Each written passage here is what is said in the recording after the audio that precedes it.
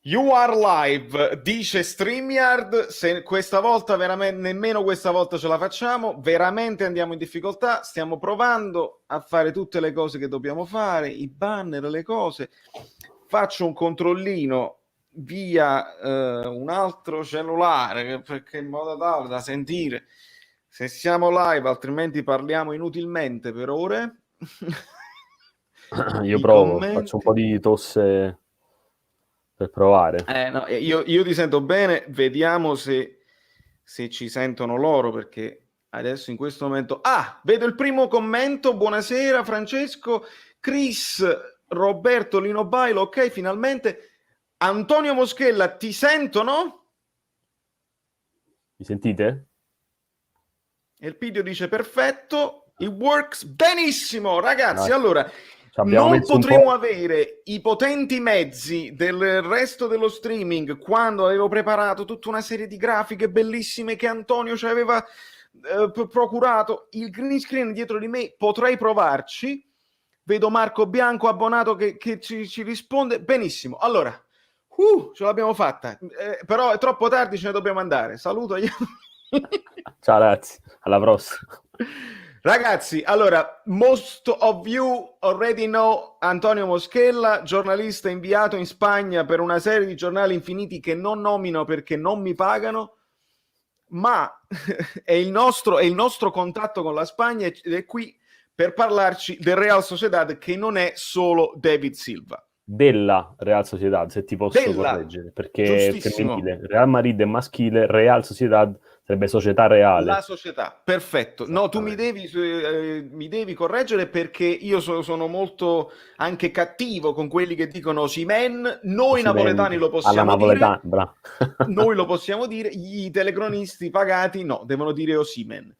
Quindi va bene così, minimalisti, benissimo. Ma prima volevo un attimo, non lo so se lo riesco a fare, ma ci proverò, mettere da green screen, no, non si può fare. Signori, Antonio Moschella ha firmato l'intervista per Maradona. Qual era il giornale? France France? Football, la France rivista Football. France Football, quella che dà il Quindi, pallone d'oro fondamentalmente. Abbiamo partecipato io e il mio collega Florent Torchut, che ci abbiamo lavorato dietro per settimane benissimo. e dopo tante sudate ce l'abbiamo fatta. È stata dura, è stato complicato, però è uscito questo numerone con vari articoli nostri firmati. Bello. Insomma, dai, è una bella Sono soddisfazione. soddisfazioni, non c'è niente da Sì, dire. Cioè. sì. Nonostante tutto, nonostante il Covid, a distanza, io l'avevo visto Diego a febbraio in Argentina, in condizioni non diciamo eccellenti, però, come dire, insomma, alla fine siamo riusciti a fare l'intervista dopo, però è stato comunque emozionante. E infatti, per quanto riguarda, mo ci colleghiamo al discorso di Maradona e di Diego, Elpidio ci chiede: prima di cominciare, siete al corrente delle Sì, dichiarazioni dell'allenatore nei confronti di Diego? Illuminami, perché io stavo nelle chiavette e non so niente. te l'ho passato anche prima in chat, Ok. forse non l'hai visto, e l'allenatore della Real Sociedad, Alguacil, ha detto che David Silva ha praticamente quasi la stessa qualità di Maradona ed è un grande lavoratore, mentre Vabbè. Maradona in questa squadra non avrebbe forse inciso come faceva nel Napoli perché lui non lavorava per la squadra. Va bene, allora... Ormai stiamo proprio arrivando. Dove sono i veli pietosi? Non li riesco a stendere, mi ha steso i peli, diciamo, ma quindi lasciamo perdere questa situazione qua. Ho sentito, mentre mi preparavo per lo streaming, parte della conferenza di Gattuso, c'era Fabian, giusto con lui? Sì. E quindi giustamente ha senso lo spagnolo, eccetera, eccetera. E ho sentito, insomma, che Gattuso ha parlato un pochino del probabile turnover, di far riposare qualcuno, però non troppi, come al solito. E tu mi avevi mandato in privato una formazione che purtroppo non posso mostrare, ma che possiamo leggere insieme. Una bella grafica del mio amico Riccardo Rubio, che è un Sì, giornalista spagnolo giovane ma molto preparato, che segue ovviamente molto il campionato spagnolo e mi aveva fatto proprio una bella grafica, quindi gli chiedo scusa se non possiamo pubblicarla. è tutta colpa mia, La prossima ovviamente. volta, dai, la prossima volta. Ma sì, sicuramente. Magari nella reazione di domani darò anche soddisfazione, perché la grafica è bellissima. e ci fa vedere una Real Sociedad schierata con un 4-1-4-1, una sorta di Napoli dell'anno scorso. Sì, anche se però, come dire, ci sono i giocatori nei loro posti, non come l'anno scorso che c'avevi Lozano seconda punta o Insigne prima punta, ma anche Fabian spostato largo a destra, che non si poteva vedere, onestamente. Quindi ti direi che appunto fondamentalmente dal punto di vista della Real Sociedad ci sono praticamente, vedi, l'ho scritto, c'è Remiro in porta, Gorosabel, Lustondo, Lenormand e Monreal, la difesa a 4. Davanti alla difesa c'è o Guevara o Zubimendi, che sono due giocatori simili, sono due mediani dal passaggio veloce, però Zubimendi è molto più giovane e ha fatto molte partite ultimamente, ha meno esperienza, quindi forse giocherà Guevara, ma non è sicuro. E poi le 4, diciamo, i 4 trequartisti o comunque centrocampisti un po' più avanzati, dopo il mediano, sono Portu e Oyarzabal sulle fasce. Portu sarebbe un po' il Callejon della Real Sociedad, è un infaticabile che fa avanti e indietro, è bravo tecnicamente ma è molto molto bravo tatticamente, si inserisce proprio alla Callejon.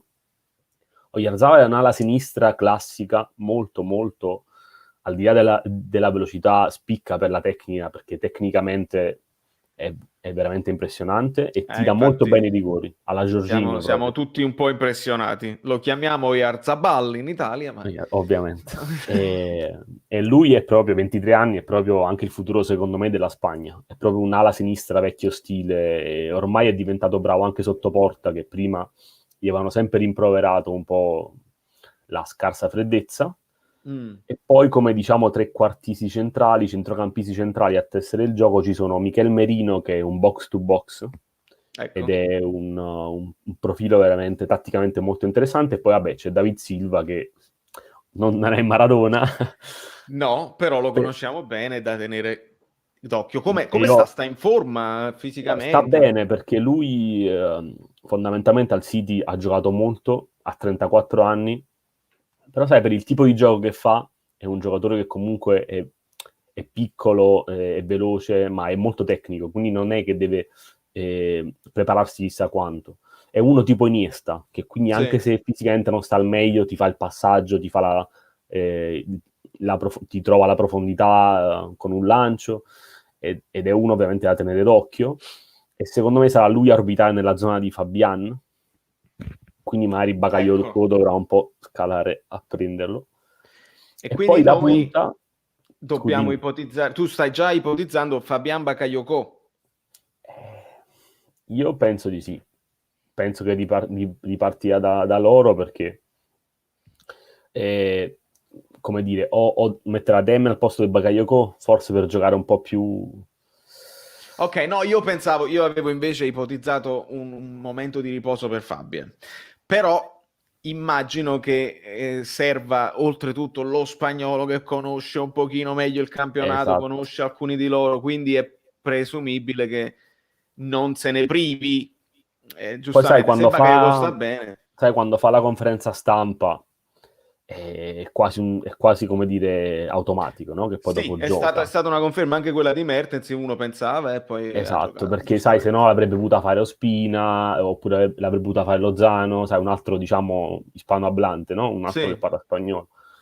Quindi ti direi, però al di là di questo, ovviamente David Silva lo conoscono tutti, poi in attacco c'è il ballottaggio. I ballottaggi sono due fondamentalmente, tra Guevara e Zubimendi in mediana, diciamo alla Busquets, proprio perno del centrocampo, e l'attaccante centrale, che può essere o William José, che è un brasiliano abbastanza conosciuto, comunque un attaccante di buon livello, o il giovane Isaac, che è uno svedese. Mi stanno mandando messaggi: guardati a questo è importante, questo mi fa paura. Isaac però è giovane, ha 22-23 anni, è svedese, ed è un ottimo prospetto anche per il futuro. Ha un po' meno esperienza, però comunque è un attaccante da tenere d'occhio. Diciamo che il punto debole era la difesa. Ok. Riassumendo, no? Non è una difesa bravissima nel piazzamento, è una difesa che sa uscire palla al piede, ma l'attacco del Napoli può fare molto male a questa squadra, e se sei d'accordo con me, immagino di sì, il Napoli soffre di meno con le squadre che giocano la palla, che giocano, diciamo, a calcio propositivo. Certamente, abbiamo visto con l'Atalanta è stato quasi troppo facile quando volevano per forza e noi ne possiamo approfittare tranquillamente. Allora, vediamo un pochino cosa ci dicono gli amici. Siamo già in 48, ragazzi. A differenza delle altre volte non posso controllare bene i like, le cose, le domande mi scorrono, le leggo. Mi devo far aiutare dall'amico A613 che sta moderando il canale. Grazie mille. E va bene così. Allora, vedi, anche il bot mi sto facendo aiutare da un bot. Benissimo. Allora, avete sentito le dichiarazioni? Qua andiamo un attimo fuori tema, ma ci può stare, perché ho visto che Chris 8 ci teneva moltissimo. Avete sentito le affermazioni di Cristiano Ronaldo che dice che la sua positività è una stronzata? No, ha detto che i PCE, cioè i test sono una PCR. stronzata. Ha detto PCR is bullshit. Quindi non è il fatto E della pare l'abbia poi positività. cancellato. E beh, ovviamente, figurati. E ho capito, ma tu credi che in tempi di social, quando tu, se quello sbaglia e si collega di notte, Cristiano Ronaldo era online, facciamoci un post. Cioè, è ovvio che tutti hanno fatto gli screenshot e la notizia già è girata, che tu lo cancelli dopo, Ma anche non dopo ti 30 salva. secondi, anche No, dopo non 30 ti salva. secondi, c'hai almeno 50 persone che l'hanno visto. Esatto, e quindi vabbè, è grave ragazzi, poi al di là ognuno, per quanto riguarda le situazioni insomma scientifiche eccetera eccetera, ognuno poi dovrebbe fare il suo mestiere e quindi lasciar parlare chi lo fa per mestiere. Però è grave insomma da venire, poi non lo voglio accomunare, questa è una cosa, è lui che sta andando in freva, non lo voglio nemmeno accomunare tanto alla Juventus. Però è notizia degli ultimi giorni, insomma, Paratici che viene multato perché va sotto ai spogliatoi, non lo può fare, va a parlare con l'arbitro, si rivolge, recidivo. E allora tutti i discorsi che hanno fatto, noi, le regole, noi seguiamo il Certo, regolamento. ma pure Dai. Ronaldo, quanto scusa mi ha fatto, quando era a Madeira nel confinamento andava a passeggiare con la moglie e il bambino. Quando dal Portogallo positivo è tornato in Italia. Prima se n'è andato al ritiro della Juve. Quindi quante volte è stato recidivo lui? Mamma mia. Quindi Beh, si sentono intoccabili. Un amico poi mi faceva anche notare, ma tutte queste foto che lui si sta facendo in piscina, non sto bene, ma chi gliele fa? Cioè, dovrebbe stare in isolamento o ha un fotografo anche lui positivo? no, secondo me con lo scafandro, capito? Si mette il fotografo a fare Perché poi foto. sta tutto bene, che ovviamente è pimpante, ovviamente non gli auguriamo niente a livello di salute, ma non ce lo vedo a mettere il telefono come me col No, timer no. che fa il selfie. Secondo me c'ha uno staff, ma questo poi Ma con quello sono che gli paga, relazioni insomma, mie. alla fine possono anche rischiare di prendersi un raffreddore, dai. Mm. Ma allora andiamo a vedere il numero 10 di cui non ricordo il nome, ma comincia con l'O, non è anche pericoloso. Oyarzabal, l'abbiamo nominato. L'abbiamo citato, Angela, assolutamente. Sta su quella fascia sinistra e dovrà essere compito di Di Lorenzo e Manolas, se possiamo confermare Manolas in quella zona, tenere d'occhio perché poi aiutami, è uno che si accentra, che gioca a piede invertito? No, è mancino. È mancino. Quindi Quindi preferisce andare cross. sull'out, proprio sul fondo, e Mm. comunque si inserisce anche per tirare, perché è uno che ha migliorato moltissimo proprio la finalizzazione. Ok. Non è il capitano a 23 anni, E quindi grande personalità sicuramente. Esattamente. Poi è proprio anche un giocatore, l'hanno anche beccato in una famosa trasmissione qui del giorno dopo, di tutte le botte che prende, e tutte le provocazioni che subisce, si sta zitto. È uno freddissimo, è uno che non risponde alle provocazioni e che proprio per questo di testa è molto avanti, a 23 Uno anni. caldo che non mi aspettavo è proprio Osimhen. Sì, si Si butta sta dappertutto. prendendo, cioè lo trovi muso a muso con avversari e arbitri ad ogni contrasto. Non mi dispiace. No, a me, poi è uno che fa botte, a me quelli che fanno a botte Perché in quello maniera poi è il suo mestiere intelligente, là. È sì, e così. deve andare là, apre gli spazi, anche col Benevento è stato importante. Vediamo, Lorenzo Pugliese ci chiede, Ecco, secondo voi sarebbe giusto confermare Mertens dopo le ultime prestazioni sottotono? Se no, puntereste già su Zielinski dietro la punta. rispondo Tu? prima io? Sì. Io punterei ancora su Mertens perché in Europa le partite importanti non le ha quasi mai sbagliate. Non dimenticherò mai col Real Madrid, col Liverpool, col Barcellona. Col Barça. è uno che in Europa ha sempre fatto la differenza e come mezza punta e comunque è superiore a Zielinski in assoluto. Zielinski deve ancora riprendersi, non credo a livello di preparazione quanto proprio al ritmo partita. Quindi domani dal primo mettere Mertens. Sì, è la stessa cosa, anche io, mentre speravo in un turno di riposo sia per lui sia per Fabian, probabilmente non è questa la partita, anche perché bisogna dare un po' di minutaggio sul campo ad Elmas e Zielinski, che sono i due naturali. Io vedevo anche più Elmas al posto di Mertens e Zielinski al posto di Fabian per continuare ad avere più qualità in mediana, perché poi Elmas lo può fare, può aiutare la punta e può aiutare anche la mediana, quindi io lo vedo perfetto come sottopunta. Però, vista l'importanza della partita, far partire due che non hanno molti allenamenti nelle gambe, forse non è la cosa più. Secondo me, se non ci sono altre domande, o vabbè, in caso dimmelo, però i balottaggi sarebbero Politano-Lozano, sì, eventualmente chi accompagna Fabiani in mediana tra Bakayoko e Demme, Lobotka non credo, anche perché lo conoscono. mm-hmm. E poi ti direi appunto Mertens, Insigne, Osimhen giocano, e in difesa forse Mario Rui Isai, ma secondo me Isai gioca, perché comunque deve Esatto, e qui ci ricolleghiamo alla domanda di Stray Dog. Quale potrebbe essere un buon terzino sinistro per il Napoli? Perché da comprare. È perché comunque non convince, io mi rendo conto. Io ieri, ti faccio questo parallelo, ho guardato un pochino l'Ajax con l'Atalanta per osservare Tagliafico che era stato in orbita a Napoli per un po'. Un buon terzino, ma non l'ho visto poi, sai, lo vedo come un Mario Rui. Ma tecnicamente ti dico è anche inferiore. Voglio dire... Sì, guarda, io ho secondo me il tipico terzino che spicca perché è mancino. Esatto, perché ce ne sono pochi e quindi tutti quanti... sarebbe normalissimo. Ti dico che secondo me comunque ancora l'Ajax ha 28 anni, 27. Come dire, secondo me, come diceva a Napoli, né leva né mette. No, sono d'accordo. Isai, non ti fa fare il salto. Esatto, ma paradossalmente Isai, visto che poi a sinistra sta rendendo meglio che a destra, e ti garantisce anche la chiusura migliore, secondo me lui per difendere uno come Portu, che fa come Callejon, è meglio Isai che fa bene la diagonale.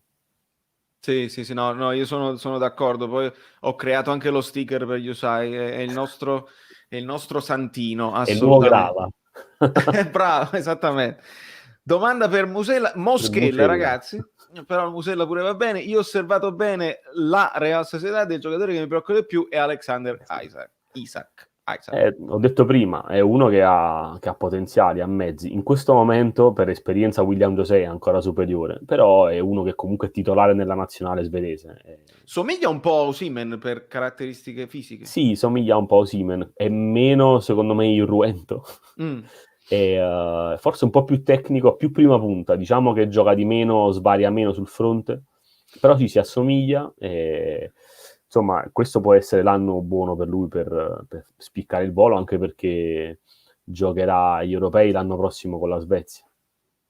Sì, esatto. E quindi lui dovrà prendere l'eredità anche di Ibrahimovic quando deciderà di ritirarsi. Sì. No, in realtà Ibrahimovic dalla nazionale non si è già ritirato. Si è già ritirato, ok. Sì, quindi è già proverà a prenderla in qualche modo. Giusto.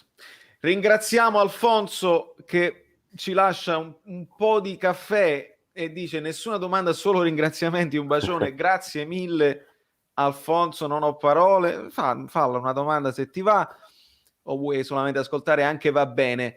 Torniamo un po' di tattica, metterei Lozano a sinistra, Politano a destra, Insigne tra i due come Mertens prima punta, Forse con Mertens prima punta, ok. Bakayoko, Demme, Mario Rui, Di Lorenzo, Manolasca, Ospina, ok. Tra l'altro, appunto, ballottaggio portiere, secondo me domani gioca Ospina perché... sì, l'ho pensato anch'io perché si è capito che le partite importanti le fa fare Ospina. Esatto. Cioè, non è stata una differenza Europa League? No, poi quando devi toccare più la palla, secondo me, lui lo vuole fare proprio per quello, perché tra i pali, secondo me, non c'è paragone, Meret è 1000 volte meglio. Però per ripartire effettivamente è vero che Ospina è più pulito. Questo è interessante, Roberto Salatiello. A che squadra italiana possiamo paragonarla, la Real, come intensità o tecnica? Guarda, non a quelle velocità, ma come tipo di gioco, fraseggio è simile all'Atalanta.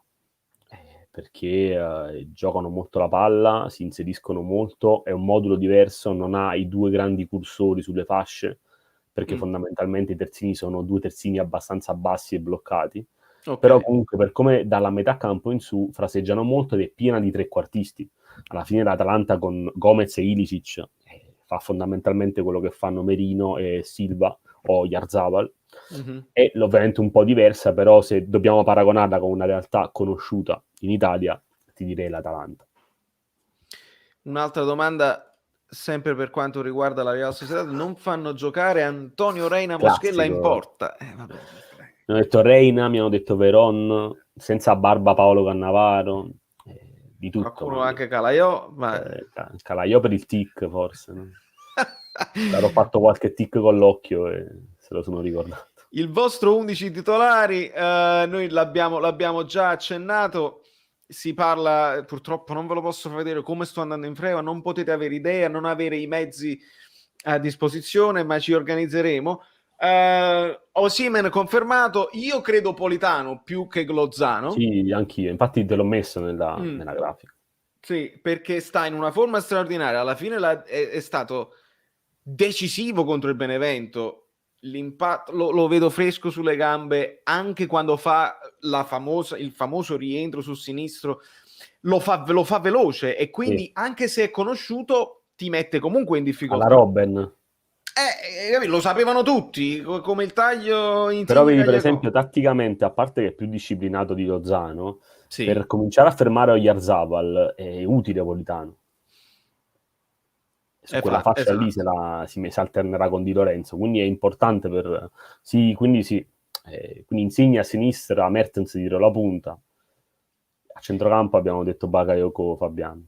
E come vedi, Valerio Miele invece vorrebbe tornare al 4-3-3 contro questa Real Sociedad. Tra l'altro il 4-1-4-1 potrebbe sembrare un 4-3-3 in fase difensiva, con David Silva e Merino come mezze ali. Sì, assolutamente, perché comunque alla fine poi dopo quando difendono è chiaro, cioè è ovvio, chiudono come degli interni.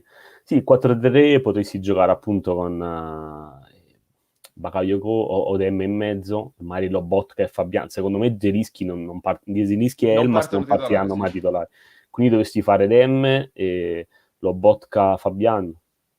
Lobotka sì, però non lo so, secondo me poi perderesti comunque Mertens alla fine, perché Mertens dietro la punta è devastante. Capito? Insigne credo in questo momento sarebbe un suicidio non farlo partire titolare. No, Insigne è l'unico insieme a Koulibaly che non puoi mai togliere. Ma mai togliere, esatto. E quindi poi tra Insigne, Osimhen, Politano con il 4-3-3 ti copri un po' di più, sì, però poi perdi l'imprevedibilità di Mertens dietro. E ma poi comunque lì devi andare a fare la partita per fare un gol in più, perché loro si aprono. Come dire, così andrà la partita. Loro fanno la partita sempre, quindi ti conviene affrontare a viso aperto, giocare tra le linee con Mertens, e fare appunto questo 4-2-4 a volte, no? Quando addirittura in fase di attacco certo. Ma anche in pressing, hai visto che a volte Osimhen pressa il difensore e Mertens il portiere o un altro. Sì, perché in fase di difesa è 4-4-2, loro sono in linea. Sì. In attacco, quindi a seconda di dove è la palla uno dei due e a volte anche insieme.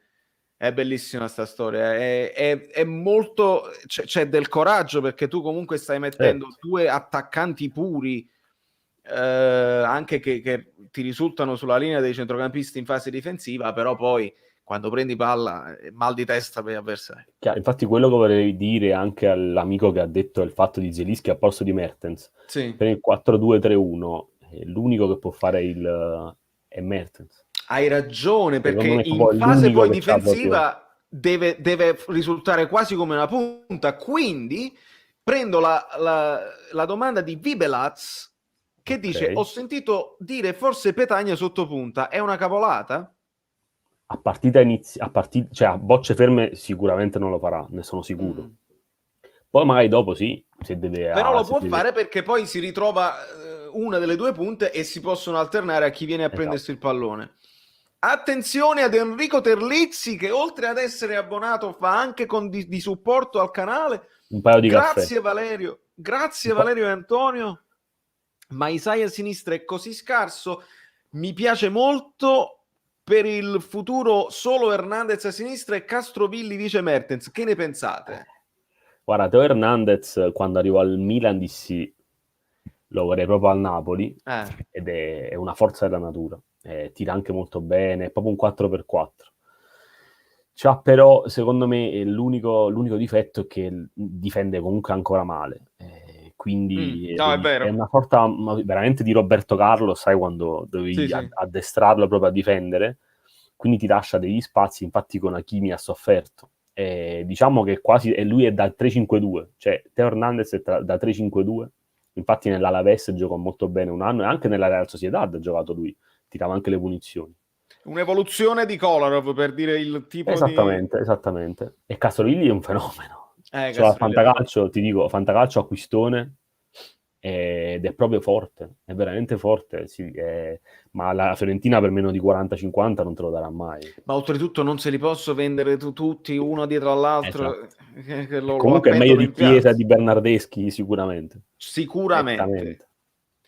Attenzione a Lino Bailo che non poteva mancare. Lino Bailo veramente non se ne perde una. Lui lancia solo un super sticker che causa StreamYard, non lo vedo, ma sono sicuro che è tipo un fist bump o qualcosa del genere. E l'amico giustamente sottolinea che è un top player di questo canale. Valerio insiste con il 4-3, Ospina Di Lorenzo a sinistra, attenzione, Maximovic a destra, quindi si va un po' di ancellottismo. Koulibaly, Manolas centrale, Demme, Fabian e Bakayoko, i tre avanti, Insigne a sinistra, Mertens a destra e Osimhen centrale. Guarda, tutto questo è possibile, ma io credo, cioè è fattibile perché Di Lorenzo ha giocato anche a sinistra, Maximovic a volte il terzino l'ha fatto, ma credo che Gattuso non lo farà mai. Sì, anche secondo tutto me. Così insieme, al massimo uno solo di queste cose mai fatte, per esempio Mertens a destra può perché giocare. Poi stai cambiando tutta la fascia destra diventa veramente i famosi automatismi. Ma soprattutto ti dico, secondo me Mertens non tornerà mai più a fare l'ala destra. Perché ormai Lozano lo hanno adattato bene, Politano sta facendo bene. Mertens ormai è mezza punta, in alcuni casi può giocare a sinistra o da prima punta, ma ormai a destra ha giocato qualche volta, ti ricordi, con Benitez, ma se no non è che non ha quasi mai giocato a destra. Sì, no, nel Napoli no, lo fa nel Belgio ovviamente, ma perché comunque dall'altra parte c'hai Hazard, però Lukaku. capito, col Belgio fa le due trequartisti fondamentalmente, non sono due ali grandi, diciamo aperte, perché poi il Belgio fa 3-4-3, 3-4-2-1. Quindi sono lui, Hazard dietro Lukaku, però dietro c'hai De Bruyne e Witsel che ti coprono, e sulle fasce hai Castagne e l'altro Hazard che corrono. Quindi sulle fasce non devi andare praticamente nel Belgio. Altra ipotesi da Quizzi, io metterei Ramani a sinistra per dare più copertura. La prima partita dell'anno lo metti già fuori posizione, ma poi a sinistra, sì, infatti, te lo bruci un pochino. Esatto. Ho l'impressione che Mertens non ha più il passo. Vibelaz, io credo che debba solo tirare il fiato e non ha avuto i sostituti naturali pronti per ha dovuto fare tutto lui in queste prime partite e io l'ho visto un pochino nascosto dietro alle linee di passaggio col Belgio. Non me la sento di dire che non ha il fiato, credo che debba farsi un momento di riposo, gli chiediamo un ultimo sforzo e riposa magari col Sassuolo. Esatto, sì, anche se però pure quella, se ci fai caso, è una partita che si giocherà a viso aperto con una squadra al capoclassifica. Assolutamente. E quindi stiamo parlando di una partita che è da vincere, una partita che non è da sottovalutare. Ma secondo te Insigne dà fastidio agli inserimenti di Osimhen? Secondo me no. Vabbè, io credo che Ciro si riferisca un po' anche al colpo di testa che Insigne in quel caso ha anticipato proprio Osimhen, ma in realtà in quel caso ha fatto anche bene perché Osimhen era finito in fuorigioco. Questa è una cosa che secondo me, volevo chiederti, la Real Sociedad applica il fuorigioco? Cioè, stanno alti o sono un pochino, o non garantiscono la profondità? Guarda, sono comunque sicuramente un po' più alti della media. Però ti ripeto, se proprio hanno un punto debole, è proprio l'attacco, cioè possono essere attaccati in profondità, perché non sono dei fulmini di guerra e non c'è, diciamo, in difesa non c'è nessuno che veramente dice è forte, proprio. C'è Monreal che è esperto, ha giocato nell'Arsenal, ma non è, insomma, lascia il tempo che trova. È chiaro che il Napoli deve puntare molto su quello e quindi Osimhen ha fatto Mertens già sarà 2 fondamentale gol. secondo me domani. Mertens Ne ha proprio fatto- può fare molto male domani. Quindi puntiamo su Mertens forte, crediamoci. Eh sì, io Io punterei. dicevo no, di Osimhen che in un paio di occasioni è andato in gol, ma per centimetri era in fuorigioco. E quindi questa è una delle cose su cui lui deve Deve lavorare. lavorare, sì. E purtroppo non abbiamo più il maestro del fuorigioco dei passetti che è Callecon. Ci deve lavorare, un Anche Petagna, un Cavani era Mertens. molto bravo a partire proprio sul limite. Eh. È una delle sue virtù più grandi. E potrebbe magari in una difesa, perché in Italia siamo ancora probabilmente maestri di questo, chissà se con una difesa un po' più spagnoleggiante magari stanno meno attenti. Andiamo a vedere un giocatore che potrebbe fare al caso di questo Napoli da acquistare al prossimo mercato. Qua andiamo. Così su due piedi, guarda, in questo momento non. Vabbè, no, ma in realtà la squadra in questo momento è difficile da migliorare perché Certo, abbiamo le coppie veramente ben ben assortito. assortite. Sì, un tipico E... terzino sinistro forte, insomma, è Esatto. appunto un Emerson Palmieri, sai, magari quello. Però comunque anche Isai fondamentalmente sta facendo molto bene da difensore basso a difendere, come dire. Poi si inserisce anche, dialoga, fa il fraseggio, fa la fisarmonica. È uno che comunque non è.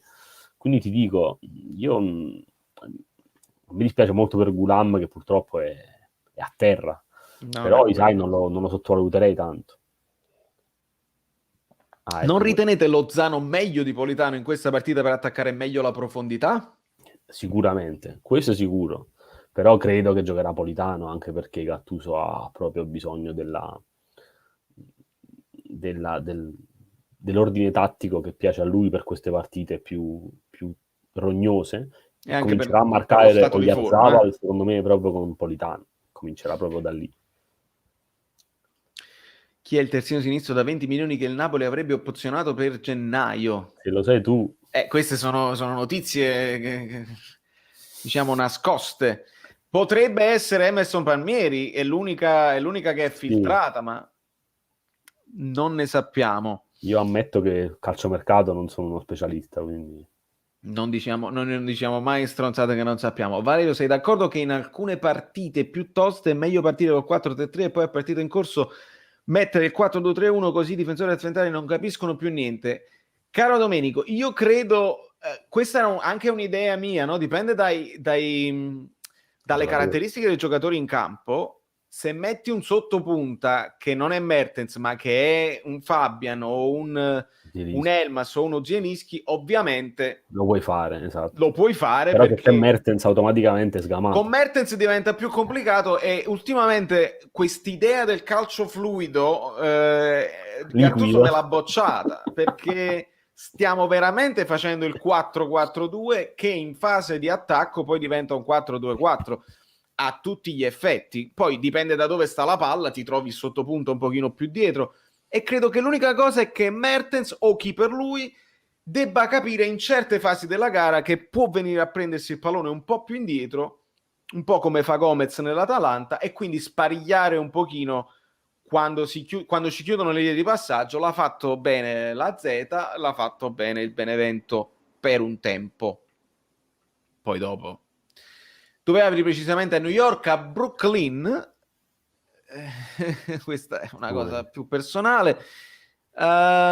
Vediamo un pochino, ragazzi e ragazze, forza schiacciare su mi piace e iscriversi, obiettivo 5.000. Quanti Sì, ne ci ricorda, mancano? abbiamo sfondato i 3.100 in questi giorni e io Mazza ricordo botta. agli amici che farò una giveaway dove si parlerà dove darò tazze, magliette e altre cose che stanno arrivando. Sto aspettando una consegna perché io non metto sul mio store cose che non provo prima io per darvi la qualità, e quindi arrivati a 5.000 ci sarà un'estrazione a sorte tra tutti gli iscritti belli, insomma, fedeli, e farò quello che meriterete. Sia Lozano che Politano sono in grande forma, mi pare, secondo me giocano entrambi stasera. Vabbè, tu dici domani sera, Sì. ma non credo che Insigne Esatto. perda il posto. No, anche perché domenica è stato fondamentale. Come fai a toglierlo adesso? Uomo Capitano, non puoi toglierlo.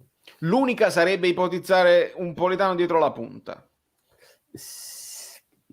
Però è Sì, ma non un'ipotesi. lo vedo dietro la punta, sinceramente. L'ha fatto e non mi è piaciuto. Secondo me invece Ricordo Lozano, l'anno se scorso. l'ultima mezz'ora, se si aprono ancora di più le squadre, è ancora più letale. Esatto.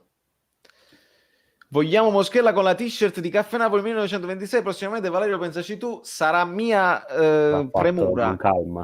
Oggi fa Assolutamente. un po' freddo, quindi sono messo il maglione, però la prossima No, volta. ma è veramente Antonio se l'è meritata con tutto il suo supporto tecnico, anche di competenza. Terzino sinistro potrebbe essere Karbovnik, credo intendi, Francesco Langella, che abbiamo visto su YouTube, non è male, anche lui però 19 anni, cioè è una scommessina. È una bella scommessa, sì, in effetti sì. Direi che adesso è molto presto. Credo che quest'anno a gennaio non ci sarà nessun acquisto fantasmagorico. Vediamo un attimo anche come vanno le cose, ma per ora credo che la squadra l'organico sia abbastanza pulito e completo. Poi vedremo più avanti, però veramente uno come Petagna, esattamente, che adesso ci fanno la domanda, è uno che nel secondo tempo potrebbe entrare a seconda del risultato, perché Perfetto. la domanda è quella. Però al di là di quello è uno che quando l'anno scorso, che fu ad aprile, no? Che già fu opzionato, cominciai a sentire, ma che dobbiamo fare con Petagna, così. Sì. È uno che può, come seconda punta, cioè come punta di riserva, è importante. No, Ti dà anche l'alternativa, è capito, per quasi un giocare a lusso. fare sportellate. Esatto, sì. Io faccio mea culpa perché su Petagna l'avevo visto giocare troppo poco. Ecco, quando fai l'errore di non conoscere il giocatore e di valutarlo solo per il nome, perché dall'Atalanta passa alla spalla e tu dici, evidentemente, In effetti ma con l'Atalanta non ha avuto grandi numeri, con la Spalla invece sì. E sai chi mi ricorda molto un caso che qua a Barcellona sono 13 anni che cercano il nuovo Larsson. Henrik Larsson era uno che entrava l'ultima mezz'ora e ti faceva sportellate con i difensori avversari e ti dava l'alternativa ad Eto'o, che era un attaccante in profondità. Quindi Larsson potrebbe essere Petagna ed Eto'o potrebbe essere Osimhen. Ovviamente con un... noi possiamo dirlo. Io al Napoli vorrei Castrovilli, giustamente. Attenzione. Questa... E poi ci riallacciamo a una cosa che voglio dirti prima di andarmene. E Fabian... ci sta, dai, parliamone adesso. Fabian, se arriva l'offerta buona, potrebbe andare via. Però ti dico, lui è un giocatore da calcio spagnolo. Questo l'abbiamo capito. Infatti con la Spagna gioca molto meglio, forse anche meglio che col Napoli. Sì. È uno che è molto apprezzato qui in Spagna da molti esperti. Però il Real Madrid l'anno prossimo probabilmente a giugno farà di tutto per prendere Mbappé e si dissanguerà. Quindi un altro acquistone non lo può fare. Allora, o lo prende il Barcellona, perché l'Atletico Madrid non lo prenderà mai per come gioca Simeone, certo. e non andrà mai al Siviglia perché lui è cresciuto nel Betis. Quindi o lo prende il Barça, o potrebbe anche darsi che Fabian o prende uno come Guardiola, o uno come Arteta all'Arsenal. Sono pochi i posti dove lui potrebbe andare, sia per prestigio, sia per soldi, sia per tipo di gioco. Io ti dico, se arriva l'offerta a 60-70 milioni, tu il Napoli ci pensa. Non puoi neanche farlo andare, come dire, sprecarlo. Anche perché appunto, abbiamo pure detto, no, sta sempre lì che deve fare l'ultimo gradino, non lo salta, rallenta la manovra, si riuscite a ferma. sentire. Sì, stanno Stanno bravi. Mentre Bepi ci fa sapere Fabian via anche adesso, perché io capisco e sono anche io colpevole in questo, perché nell'ultima partita specialmente ho visto un po' di quelle lentezze, ma più che altro sono scelte che avevamo visto di meno ultimamente, che è stato spostato centrocampista centrale più che mezzala. Questo tornare indietro sempre col piede mancino per un tempo in aggiustarsi, più, sempre pure il tempo in più. Di gioco, e il che quando tutti gli altri vanno a 1000 intorno, te la puoi permettere. Se invece stai perdendo e vado io in innervosimento, e credo anche Insigne. Abbiamo fatto notare su questo canale, Insigne un primo rimprovero gli fa era contro la Z, dove dice fai sempre tunnel, e quindi là attenzione. E poi anche su un tentativo di tiro in porta che fa Fabian, dove Insigne si era liberato e gli dice Fabian, ero libero. Allora, ovviamente, come dà fastidio a noi, può dar fastidio ai compagni di squadra. Avrà la protezione assoluta, perché secondo me Gattuso è innamoratissimo. Io credo che non abbia saltato una partita finora. Gattuso è assolutamente innamorato delle capacità tecniche. Poi strano, perché Gattuso è uno tosto, però evidentemente ci sono anche cose del lavoro che noi non vediamo, che Fabian fa, e c'ha una percentuale di passaggi, di precisione di passaggi riusciti altissima. Certo, poi vabbè, come dire, è uno che si vede proprio che ce l'ha, quindi sai che ti può cambiare anche lui la partita. Vedrete che domani anche la Real Sociedad metterà i pullman davanti alla porta. Non sono d'accordo perché è una squadra che gioca in casa, non avrà il pubblico per questioni Covid, ma è una squadra che gioca sempre a viso aperto, ha fatto 14 gol in 7 partite in campionato, è una squadra che gioca per offendere. Ho parlato oggi con dei colleghi della radio di San Sebastián, insomma ci siamo trovati che sarà una partita, come dire, a viso aperto da entrambi i lati. Però appunto loro, guarda, che hanno molto rispetto proprio per Fabian. Me l'ha detto un ex giocatore della Real, Xavi Prieto, che proprio ha molto rispetto di Fabian e che lo tengono in grande considerazione. Quindi farlo giocare domani sì che servirà moltissimo. Vedi che divide l'argomento Fabian. Fabian deve rimanere, non si può criticare un talento. Secondo me Fabian è fortissimo. Baby, sante parole, via, è 1 anno e mezzo che abbiamo Elmas, e giustamente è una di queste. Volevo anche esortarvi a fare gli auguri al grande Diego Armando Maradona per il suo 70° compleanno. Luigi, noi abbiamo, tu probabilmente nel macello dello streaming iniziale, lo ripeto a tutti quelli che sono collegati in questo momento, il nostro Antonio ha firmato l'intervista per a Diego Armando Maradona per il magazine France Football, e siamo orgogliosissimi di averlo qui con noi. Su quali domande, quali cose, se ci puoi dare un accennino? Guarda, abbiamo provato a parlare un po' di tutto, perché era a 360 gradi. La cosa molto divertente che ha detto è che sogna di fare un altro gol agli inglesi con la mano destra. Bellissimo. Quindi sai, anche se non era in condizioni eccellenti purtroppo, perché sta come sta, però è stato molto divertente, è stato emozionante, è stato comunque schietto al modo suo, senza filtri, ha usato un po' di parole, come dire, pepate. E il fatto del gol con la mano destra è molto bello, e poi si è ricordato che lui è venuto al basso e nessuno gli ha regalato niente. Questa è la cosa, per questo lui sarà sempre il più grande, perché il Napoli prima di Maradona quasi non esisteva, purtroppo. E lui l'ha creato da niente. Quindi comunque sì, gli auguri li facciamo. E poi per Fabian, prima di chiudere, che me ne devo andare, che devo andare a fare Ferencvaros Dinamo Kiev, purtroppo. Assolutamente. Però appunto un giorno poi con calma pure parliamo di più, perché Angioletto pure mi ha fatto un po' di domande su Fabian, e lui anche, diciamo, un partito, no? Lui è di quelli che lo vuole cacciare domani. Quindi, però secondo me domani potrebbe effettivamente essere la sua partita, poi magari mi smentiranno, non lo so, vedremo. Lo vedremo. Ragazzi, noi ringraziamo Antonio per la sua disponibilità, chiediamo ancora scusa, io chiedo scusa per i problemi tecnici, e io rimango un altro paio di minuti. Grazie Antonio. Grazie a voi, grazie a te, ci sentiamo a breve, speriamo bene per domani. Assolutamente, Forza Napoli, e lasciami il tuo indirizzo, poi ti faccio sapere l'indirizzo di casa, così ti mando qualche gadget di Caffè Napoli che te lo meriti. Vai. Ciao, buona serata. Ciao. Allora ragazzi, adesso siamo tra di noi, e posso rimanere a qualche altro minuto. Nel frattempo si sta giocando già o non ancora? Vabbè, c'è il Chelsea che sta vincendo 3-0 e il Paris Saint-Germain che vince 1-0. Dopodiché più tardi, tra una mezz'oretta, ci sarà Club Bruges Lazio e Juventus-Barcellona, due partite che dobbiamo tenere assolutamente in considerazione, ma che io non potrò vedere perché oggi, guarda caso, ho il coro gospel e quindi si lavora ed è giusto anche quando si lavora. È successo un casino con lo streaming, ma voi siete stati pazienti e siete tornati e io vi ringrazio. Conosci Zedadka, terzino sinistro della Primavera, è un bel talento.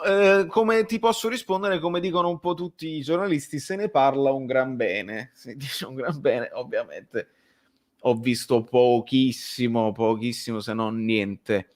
Forza Barcellona, Vittorio Angrisano. Ciao Antonio, un abbraccio, l'abbiamo assolutamente ringraziato e salutato. Se gioca a viso aperto il Napoli ha più possibilità di fare gol, credo anche io, Antonio. Forza amici Bellini, sosteniamo il canale.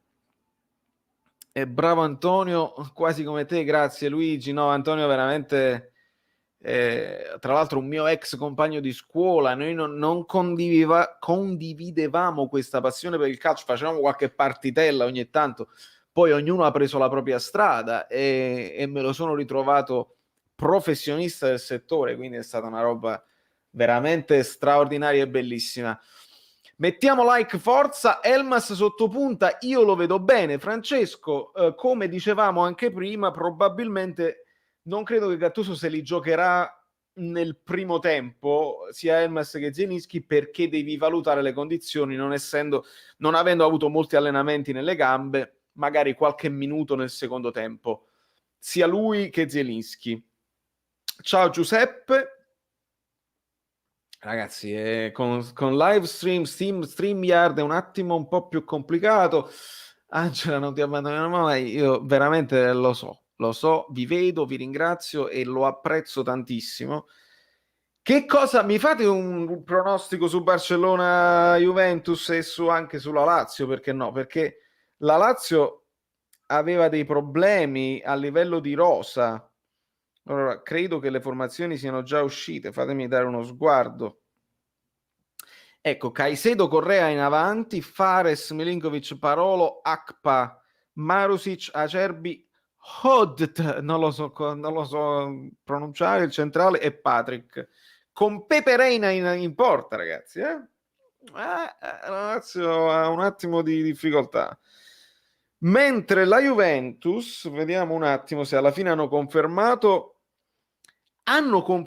la difesa a 3, quindi Bonucci ha recuperato, quindi giocano con Szczęsny, Demiral, Bonucci, Danilo, Quadrado, Rabiot, Betancourt, Chiesa, Kulusevski alle spalle di Dybala e Morata.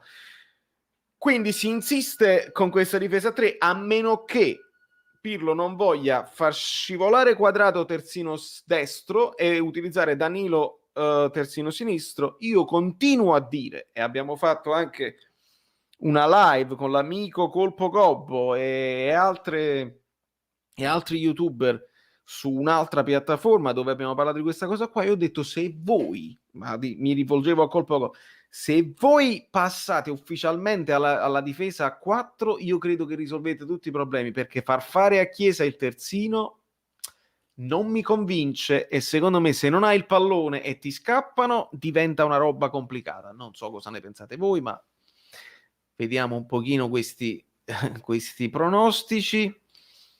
Grande Valerio, ti ho scoperto da Neschio 3-4 giorni fa, ha fatto la live. Grazie Simone, benvenuto. Il buon Neschio. 2-1 Barcellona e ciao. Barca Juve 4-4 con assai rigori. Questa deve essere divertente. Io farò in modo di non vedere, non lo so, se non la riesco a vedere e me la recupero dopo o la sentirò un pochino per radio.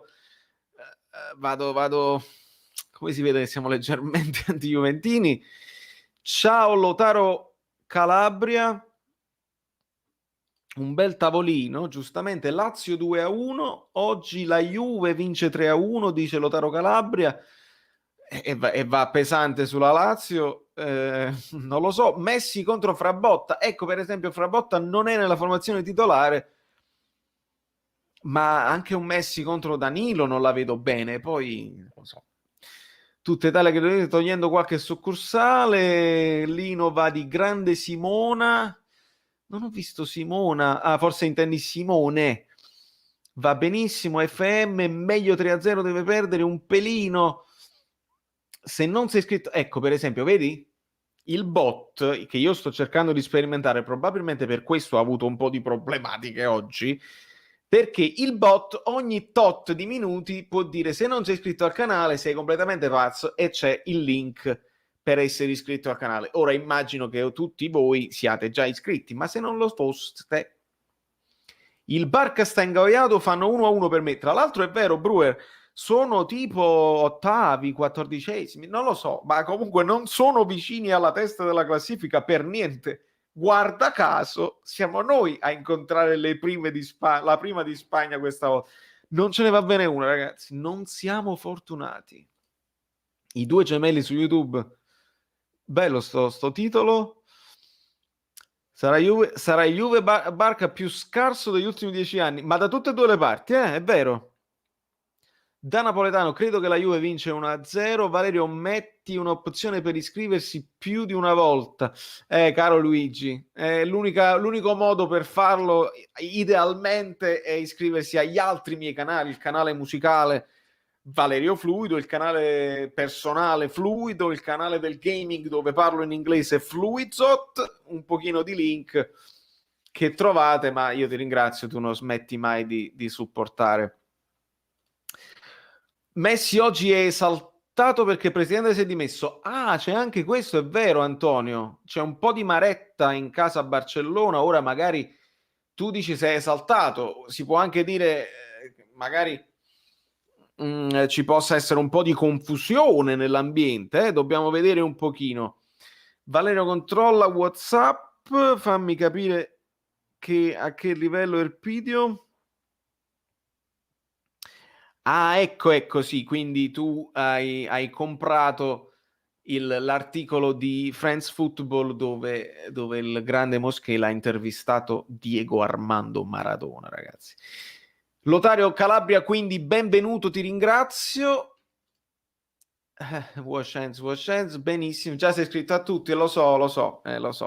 La fortuna che abbiamo in Europa. Guarda, Francesco, tra l'altro una tra Real e Inter rischia di scendersene con noi, cioè mai possibile, capito? Sempre se noi riusciamo a superare il girone, potremmo incontrare una di queste grandi squadre che sta giocando malissimo, che sta rischiando tanto in Champions. Guarda che c'erano Maz senza pietà. Lui aveva problemi con il presidente, quindi penso che rimane al Barca. Sì, credo che Messi non si muova così, però bisogna capire se tutto il resto dell'ambiente soffrirà di questa cosa, cioè, ci deve essere sempre un momento di assestamento, no? Poi Barcellona è un ambiente particolare, quindi non è facile. Enzo YouTube, ti ricordi di me? Come no, Enzo? Io leggo tutti i messaggi e quando ho tempo rispondo. No, veramente lo trovo il tempo e rispondo veramente a tutti. Live è più complicato, ma i messaggi che YouTube mi manda come notifica, come commenti, rispondo veramente a tutti, perché lo meritate. Oltretutto mi date sempre roba, spunti interessanti. L'Europa League è più competitiva del solito e sono d'accordo, Giancarlo. Tra Tottenham, Arsenal, Milan, la stessa Roma, insomma, con la ciorta Catanim è certo che acchiappiamo un'ascesa dalla Champions League e purtroppo no, non hai torto. 2-3 il pronostico di Elpidio. Buonasera a tutti, mi dispiace che Benevento non sia passato in Coppa Italia. Ah, mi sono perso questa roba qua. Attenzione, c'erano partite di Coppa Italia oggi? Ieri? Mi sono perso tutto, ragazzi. Alle volte... Ah sì, perché c'era anche Sampdoria Salernitana, Bologna Regina, Virtus Entella, il Pordenone Calcio, il Piemonte Calcio, ma non lo so, mi sono perso un pochino di... Vali, devi aggiustare le impostazioni del bot che vedi banna a caso. Assolutamente, A613, tu devi assolutamente contattarmi in un qualche modo via email, lo trovi nel community tab, nelle informazioni, o via Instagram, come preferisci, e dobbiamo parlare perché mi devi aiutare con sta roba del bot, perché da moderatore mi devi dare una mano perché sto impazzendo. Ah, quindi oggi Benevento, benissimo. Sì, ci dispiace. Il Toro è passato ai supplementari con doppietta di Verdi. Tra l'altro stavo lavorando sulle emoticon a disposizione degli abbonati e ho trovato degli sticker del Napoli molto carini. Ho messo quello là di Insigne così, ho messo quello di Isai che fa il doppio thumbs up e poi stavo cercando uno di Mario Rui. Ma Mario Rui all'epoca di questi sticker aveva i capelli più corti e c'è lo sticker di Verdi che somiglia di più a Mario Rui, che teneva la testa un po' più cavatant. E vediamo, ho preso lo sticker di Osimhen, per esempio. Io non lo posso, come non lo so, se io faccio così non esce lo sticker. Fatemi vedere. No, vedi, io scrivo Osimhen e non si vede, ma magari voi su YouTube lo vedete. Questo è il problema poi di usare StreamYard, eccetera, eccetera. È un casino. L'Ajax mi sa che scende in Europa League, ma l'Ajax è stata una bellissima partita con l'Atalanta. Sono in grado di passare, secondo me. Valerio, in Coppa Italia incontreremo la vincente di Brescia-Empoli. Ok.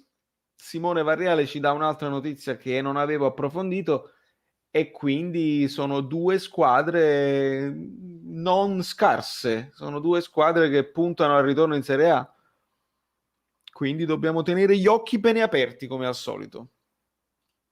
Una qualunque parolaccia in portoghese, hai fatto lo sticker di Mario Rui, giustamente, ed è così. Ragazzi, io siamo quasi a un'ora di live, ancora vi ringrazio per il supporto e per avermi aspettato con i problemi tecnici. Prometto, appena il canale arriva a 5.000, oltre a fare i regali a voi dallo store, mi compro un altro computer, perché non si può fare. Sto chiedendo troppo ai mezzi tecnici che ho, e quindi non riesco a fare tutto quello che vorrei e che potrei e che voi meritate. Uscendo dalle partite odierne, cosa ne pensi della Superlega europea? Ma pare sia stata bocciata, no? L'idea della Superlega, leggevo, che non vogliono farla. Non lo so, Amore, credo che non è fattibile, altrimenti troppe squadre, cioè distruggi un pochino il resto delle squadre, no? Le favole, la favola Atalanta, la favola Ajax qualche anno fa. Se tu fai la Superlega, probabilmente l'Ajax rientra, ma una squadra piccola che con bravura e fortuna riesce a distreggiarsi nella Champions League e supera il girone, il Lione per esempio, che ha fatto quella bella cosa, lo stesso Red Bull, insomma, se fai la Superlega in base a quanti tifosi hai e al prestigio, non lo so, perdi un pochino di romanticismo del calcio. Poi è ovvio, vogliono fare tutto in base alle cose economiche. Il calcio in questo momento rischia il collasso, la Serie A che non può, ho letto di 14 squadre, 15 squadre che non possono pagare gli stipendi di novembre. Ragazzi, è tosta per tutti, e bisogna abbassare un attimo tutto il livello, secondo me. Osimhen 70 milioni, no, è un prospetto, deve costarne 25. Holland si parla di 35, 300 milioni. Non può essere, perché è un giocatore, segna un gol a partita, sì, ma non può costare quanto una finanziaria di un piccolo paese europeo, perché altrimenti poi diventa complicato mantenere gli equilibri finanziari. Domani tutti carica, ha segnato Cagliacon? Ragazzi, è proprio vero. Basta mezz'ora che non seguo tutte le notizie, che praticamente sono una serie di cose che non scopro. Quindi io stacco in questo momento, mi vado a informare su tutte le cose che sono successe.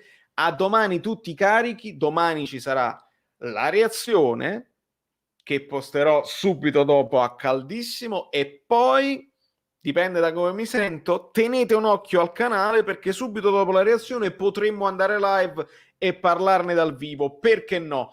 Vi abbraccio, forza Napoli sempre, da New York Valerio Fluido è tutto.